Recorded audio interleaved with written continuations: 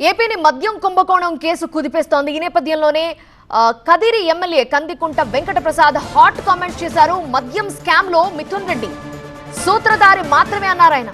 Liquor scam లో మూల విరాట్ జగన్ అన్నారు ఎమ్మెల్యే వెంకట ప్రసాద్. మూలాలు కదలటంతోనే వైసీపీ నేతలు ఇప్పుడు ఉలిక్కి పడుతున్నారని అన్నారు.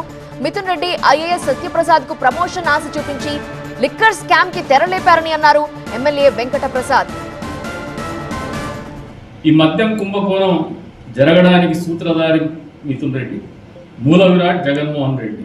మొదటగా 12% మొదలు పెడితే 20% పెంచుకుంటూ పోయినారు.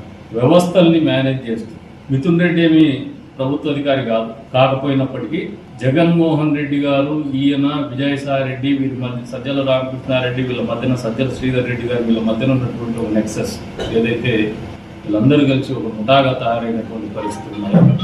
ఈ రాష్ట్రాన్ని ప్రజాధనాన్ని లూటు చేసేటువంటి కార్యక్రమంలో భాగంగానే మద్యం కుంభకోణం